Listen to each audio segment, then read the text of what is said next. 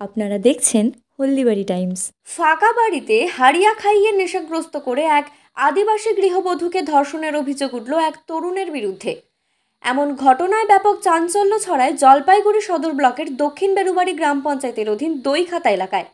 হাতে নাতে ধরে গৃহবধূ সহ ওই তরুণকে ঘরের খুঁটির সঙ্গে বেঁধে উত্তম মধ্যম দেওয়া হয়। খবর পেয়ে ঘটনাস্থলে ছুটে গিয়ে ওই গৃহবধূ সহ অভিযুক্ত তরুণকে নিয়ে আসে মানিকগঞ্জ আউটপোস্টের পুলিশ। তবে ওই গৃহবধূ বা তার পরিবারের তরফে এখনও লিখিত অভিযোগ করা হয়নি বলে জানায় পুলিশ। স্থানীয় সূত্রে জানা গিয়েছে, এদিন গৃহবধূ সঞ্জিতা ওরাও বাড়িতে একাই ছিলেন।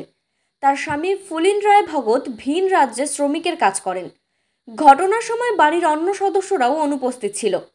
সে সময় সাতকুড়া এলাকার বাসিন্দা তরুণ শুভঙ্কর দাস তার বাড়িতে যায়।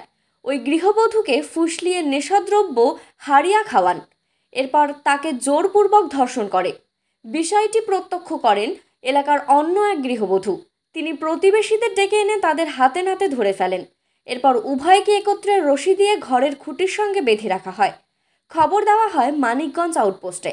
পুলিশ এসে উভয়কে উদ্ধার করে আউটপোস্টে নিয়ে যায়। ঘটনায় ক্ষুব্ধ এলাকার আদিবাসী সমাজ।